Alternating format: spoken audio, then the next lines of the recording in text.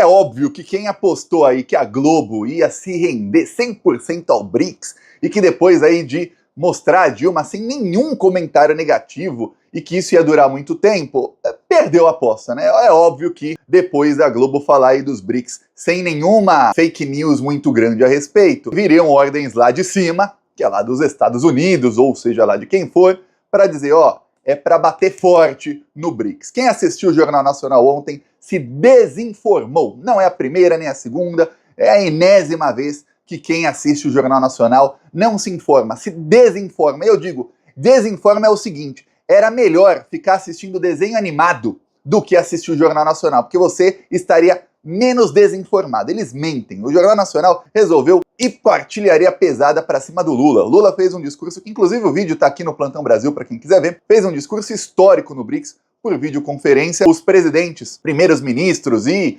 ministros que foram ao BRICS aí de Relações Exteriores, alguns ministros da Economia, eles se reuniram numa sala assim, todos sentados assim, em redondo assim, com o Lula falando num telão assim no meio, virado assim, vários telões virados para todos eles. E aí todos assistiram 7 minutos aí de fala do Lula sobre o BRICS. E o Lula falou, o principal ponto da fala do Lula foi o seguinte, desdolarização. Temos que avançar aí com o processo de nós, os países do sul global, começarmos a usar as nossas próprias moedas e fugirmos aí de ficar usando o dólar, para que a gente vai ficar aí fortalecendo os Estados Unidos da América, se os Estados Unidos da América, eles promovem imperialismo quanto aos outros. Lula não usou essas palavras que eu estou usando, você pode ver as palavras direitinho do jeito que ele usou. Lula também falou sobre Gaza, falou que Gaza é o maior cemitério de crianças e mulheres na face da terra. Tá havendo um genocídio, um holocausto em Gaza, promovido pelo bolsonarista, ali, amigo do Bolsonaro, Netanyahu. Esse genocídio é promovido também por Joe Biden, ele é quem está dando as armas para que isso aconteça, e pelos europeus. Os europeus também estão aí dando as armas e vendendo as armas. O Biden dá a grana e algumas armas, e o Netanyahu compra mais armas dos Estados Unidos e compra armas também dos países europeus. Aí vários países dizem, olha, a gente tem que parar de vender arma, mas não param. Eles só falam que tem que parar de vender arma, mas não param. O Lula também falou que tem que buscar aí um processo de paz para a Ucrânia. Faz aí cerca de 2 semanas, a imprensa não noticiou, obviamente, o Lula e a China, o Brasil e a China fizeram aí uma proposta de paz na Ucrânia que o Putin aplaudiu. O problema é que o Zelensky não quer. O Zelensky não. Porque quem manda no Zelensky é o Biden. E o Biden não quer. Assim como a Kamala Harris vai ganhar a eleição, aí ela também não vai querer. É isso, eles não querem a paz lá porque é uma guerra dos Estados Unidos com a Rússia, usando ali a Ucrânia de bucha de canhão, e tem um presidente que aceita fazer isso com a sua população, tá levando muito aí por fora, e é isso, e ele é exaltado aí pela imprensa mundial. A Globo chama ainda o Zelensky de presidente, líder, já viu? Ele chamando de líder ucraniano, nunca foi chamado de ditador. O cara que baniu todos os partidos de esquerda, fortaleceu os partidos nazistas, e quando eu digo nazista, eu não tô falando assim, nossa, Thiago, você fica chamando qualquer um aí de fascista. Não, é nazista mesmo. Nazistas, eles não escondem, eles têm a bandeirinha nazista, eles têm como ídolo o Stepan Bandeira, que era um nazista que ajudou ali o Hitler na guerra, então, nazista. E o Zelensky fortalece esses caras. Se você banir os partidos de oposição e fortalecer os partidos aliados, só deixar partido que está ali no seu governo, e ainda cancelar as eleições, se isso não é ditadura, olha, eu não sei o que é. Falo aí tanto do Maduro. Maduro foi chamado de ditador, com todas as letras aí da Venezuela. O Maduro não baniu nenhum partido de oposição. O Zelensky fez 100 vezes pior. Se um o outro tem que ser chamado também. Ah, não. O Netanyahu também fez 100 vezes pior. Também não é chamado de ditador. Vou mostrar aqui um trechinho que fala aqui do Lula. O presidente Lula participou por videoconferência da reunião de cúpula do BRICS, realizada em Kazan, na Rússia. Mais de 20 chefes de Estado. Entre eles, o ditador da Venezuela, Nicolás Maduro. O anfitrião, há mais de 2 décadas no poder, parecia à vontade. Putin bateu na tecla da cooperação financeira entre os países do BRICS e defendeu a expansão do bloco. O presidente Lula participou por videoconferência da reunião com os membros plenos. Ele voltou a cobrar mais recursos dos países ricos para o enfrentamento da crise climática. Não há dúvida de que a maior responsabilidade recai sobre os países ricos, cujo histórico de emissões culminou na crise climática que nos aflige hoje. É preciso ir além dos 100 bilhões anuais prometidos e não cumpridos e fortalecer medidas de monitoramento dos compromissos assumidos. Lula também voltou a defender alternativas ao dólar como moeda padrão no comércio global. Essa é uma das bandeiras de Vladimir Putin por causa das sanções econômicas impostas pelo Ocidente à Rússia. Quem assistiu e escutou essa última parte aí se desinformou. Essa é uma das bandeiras do Putin por causa das sanções do Ocidente à Rússia. Já se fala de desdolarização desde 2018, já se fala abertamente sobre isso. Em 2019, quando eu comecei a fazer vídeos no Plantão Brasil, porque antes do Plantão Brasil tem o site, tem um aplicativo para Android, que inclusive quem quiser baixar tem o link aí na descrição do vídeo, é o último link, se eu não me engano, na descrição do vídeo.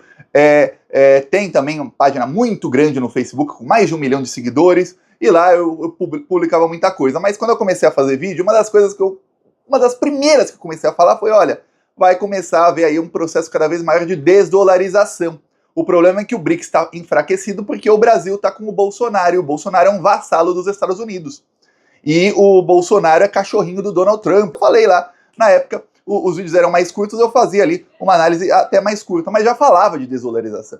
Aí a Globo fala que, olha, a Globo tenta colocar a guerra na Ucrânia como ponto central do processo de desdolarização. Para quê? Para que a pessoa que assiste o Jornal Nacional, a pessoa despolitizada, não você, caro e cara plantonista, a pessoa despolitizada pensa, caramba, o Lula tá defendendo um negócio que o Putin só quer porque ele sofreu sanção, porque ele invadiu a Ucrânia, tá matando criancinha na Ucrânia, esse Putin ditador, terrorista, Putin, o Lula do lado desse cara defendendo aí. Aí calma, que a coisa vai piorar. Depois a Globo chega a colocar um analixo, para dizer que isso é muito ruim pro Brasil. Olha, desvalorização é muito ruim pro Brasil, ó, é horrível. Então eles colocam isso como ideia do Putin, que não foi ideia dele. Esse processo de desvalorização, quando o Lula criou o BRICS, lá atrás, a ideia de criar o BRICS foi do Lula. O Lula é o pai do BRICS. Na época, nem o Putin, nem o governo chinês acreditavam que dava para criar um bloco forte. Lembre-se, quase 20 anos atrás, a China não era a potência que é hoje, não era nem de longe a potência que é hoje, não estava aí entre os países mais desenvolvidos do mundo. A Rússia também não era nem de longe, a Rússia estava destroçada pelo governo do Boris Yeltsin, que era um cara que era cachorrinho dos Estados Unidos, um cara que aparecia sempre bêbado, mas bêbado mesmo, caindo de bêbado nos anos 90. A Rússia estava ali completamente destroçada, com a economia, olha, em colapso. E o Lula falou, não, vamos nos unir, pô, a gente tem riquezas aqui, a gente vai crescer, O G7 está olhando só para o Iraque. Eles estão pensando em roubar petróleo do Iraque. A gente faz isso aqui, vocês vão ver. Planta agora, vai colher depois. Plantaram. E a ideia do Lula já lá atrás era criar uma moeda para o bloco. Só que isso demora muito. Os países foram crescendo. Aí o Lula também, os países também chamaram a Índia, e aí foram. Então a ideia lá atrás era essa, era desdolarização. O Lula já sabia lá atrás o seguinte, se os países usarem dólar, os Estados Unidos podem impor sanção a quem eles bem entenderem, pelo motivo pífio que eles bem entenderem, a ONU não serve para porcaria nenhuma, e eles fazem o que quiserem. Se eles quiserem matar 1 milhão de pessoas no Iraque para roubar o petróleo dos caras, roubam. Fim. Se eles quiserem amanhã depois invadir o Brasil, invadir a Argentina, invadir um país europeu, invadir quem eles quiserem, eles fazem. E aí quem vai reclamar? Quem reclama, eles impõem sanção. É isso, fim. E não tem como você fugir da sanção, porque todo mundo usa o dólar para tudo. Se tem uma transação feita entre Espanha e Marrocos, é em quê? É em euro? É lá na moeda de Marrocos? Não, é em dólar. Uma transação feita entre Japão e Rússia é feita em quê? Em ienes? Em rublos? Não, é em dólar. Não faz sentido. Por quê? O dólar não tem nem lastro. O lastro do dólar é o petróleo. E é um lastro que não é real. Aí você fala, peraí, a gente está usando uma moeda fortalecendo um país aí que está causando guerra no mundo inteiro, impondo ditaduras no mundo inteiro, pra quê? Aí a Globo diz que isso é uma bandeira do Putin. Por causa da guerra na Ucrânia. Vai vendo, vamos seguindo aqui. Econômicas impostas pelo Ocidente à Rússia. Lula voltou a criticar a guerra na faixa de Gaza, mas não citou o massacre cometido por terroristas do Hamas que ainda mantém reféns israelenses.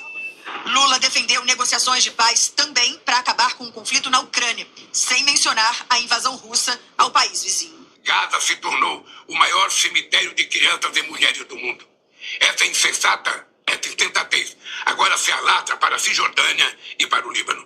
Evitar uma escalada e iniciar negociações de paz também é crucial no conflito entre Ucrânia e Rússia. No momento em que enfrentamos duas guerras com potencial de se tornarem globais, é fundamental resgatar nossa capacidade de trabalhar juntos em prol de objetivos comuns. O documento final da cúpula do BRICS menciona a Ucrânia apenas uma vez. Fala em diálogo e diplomacia para resolver o conflito, mas ignora a invasão russa e não usa a palavra guerra. Tem que ficar falando, a invasão russa, a Rússia invadiu, a Rússia que invadiu. Israel invadiu a Palestina e matar mais de 100 mil pessoas, não tem problema nenhum, não. Ó, teve um ataque terrorista do Hamas. Foi provado pela imprensa israelense que mais da metade dos mortos no dia 7 de outubro do ano passado foram assassinados pelo governo de Israel. Mas não, tem que falar do ataque, mais da metade, ou seja, se você falar de ataque terrorista e você contar o número de mortos, você tem que falar ataque terrorista de Israel contra Israel. Por quê? Quem matou mais gente foi Israel do que o Hamas? Mas não, tem que citar o ataque terrorista do Hamas sem parar, hein? Porque tem que justificar o genocídio. Estão lá matando gente. A Globo colocou no Jornal Nacional anteontem repórteres falando, colocaram assim animação por computador para dizer que Israel achou um bunker dos Hezbollah com 500 milhões de dólares que financia os terroristas do Hezbollah. O Hezbollah nem é considerado grupo terrorista na maioria dos países do mundo, inclusive no Brasil, tá? Mas financia o terrorista do Hezbollah. Aí a BBC inglesa levou uma repórter, a Al Jazeera fez a mesma coisa, também levou uma repórter no tal do hospital, no mesmo hospital lá que Israel disse que tem um bunker, que Israel destruiu um hospital, né? E matou um monte de gente no Líbano. Aí pra Globo tá lindo.